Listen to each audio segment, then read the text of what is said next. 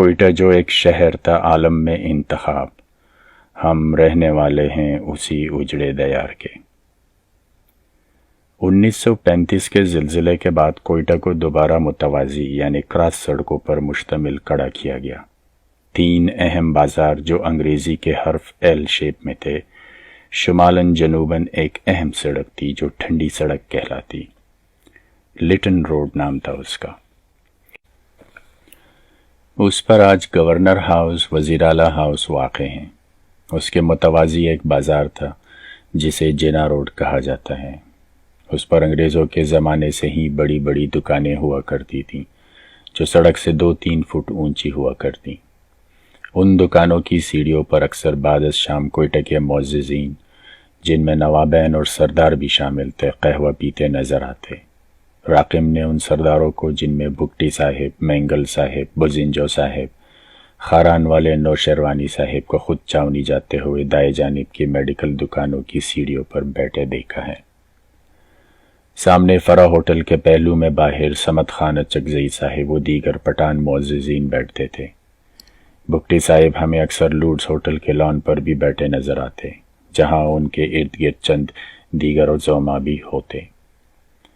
ان دنوں loads hotel میں سر شام ہی اس کے بڑے لان میں بار کھل جاتا اور احباب بادنوش بار سے لطف اندوز ہونے کے لیے سر شام چلے آتے اور دیر تک محفلیں جمی رہتی۔ دوسری طرف ہم جیسے فقرے بھی کبھی لوڈز کے بار اور کبھی تڑوں پر بیٹھے قہوہ سے لطف اندوز ہوتے۔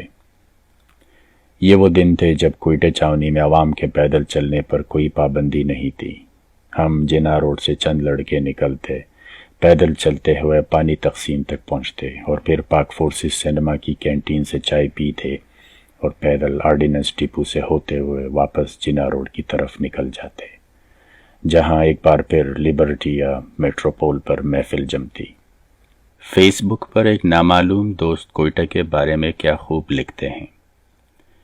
آرڈیننس ڈپو کا صبح شام بجنے والا سائرن، 601 کلی کیمپ، پانی تقسیم، میر قلم کا کھوکھا، پاک فورسز کی canteen, Hazara hotel, staff college, توپو والا باغ، رابرٹ مارکیٹ، چلتن مارکیٹ، شارع گلستان، بجلی روڈ، چلتن بابا، مکڑی گراؤنڈ، گورا قبرستان، 9 گزا بابا، سپن کاریز اور ولی تنگی، یہ تمام وہ جگہیں ہیں جو کوئٹہ کینٹ میں واقع تھی یا کینٹ سے ان کا تعلق تھا۔ انہی جگہوں پر ہمارا وقت گزرا۔ کبھی اسکول سے بھاگتے تو چاونی کا رخ کرتے کہ کوئی ہمیں پکڑ نہ سکے۔ ہماری ساری تفریح گاہیں، ساری یادیں کوئٹہ چاونی سے وابستہ ہیں۔ کول مائنز پر کام کرنے والے سواتی بائی ہفتے میں ایک مرتبہ شہر آتے، ان کی گہما گہمی، کوئٹہ کے قنداری نان، تاتا بلبلی کے چولے، نمکین روش، سڑکوں کے کنارے توے پر بھونی جانے والی کلیجی کی خوشبو، کھجی والے مٹکے کی کھٹی ترش لسی، پاک فورسز کے پکوڑے، بسم اللہ کے پائے، بلدیا اور سوزا کے پیٹیز، بابو کے تکے، ماما ہوٹل، پرنس روڈ کی چھت، ریگل، امداد اور راحت سینما کے ہنگامے، ٹکٹ نکالنے کے ماہر دوست، سیٹوں پر جھگڑا، والی بال اور فٹ بال کے ٹورنامنٹس، کوئٹہ فش کی مچھلیاں، چلخوزے اور شنے کی ریڑیاں، رواش اور خٹول یعنی جنگلی ٹیولپ، ہنہ روڈ کے جنگلی گلاب، سنجد اور جنگلی چنبیلی، لیونڈر کے کانسی پھولوں سے لدی وادیاں، فائر بریگیڈ کا بوڑھا ہزارہ سٹاف، قلعہ کاسی کے شوخ نوجوان، سریاب کے بسوں کے آوارہ کنڈکٹرز اور چرسی ڈرائیورز،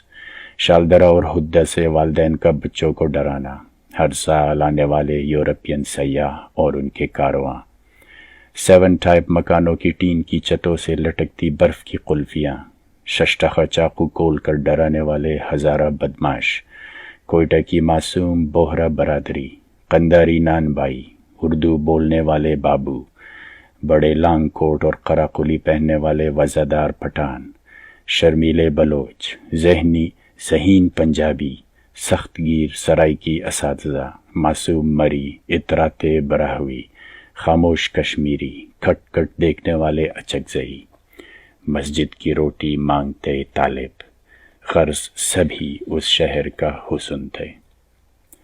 ایک ایسا حسن جس کی اب یاد ہی باقی رہ گئی ہے، جو ایک خواب بن کے رہ گئی ہے۔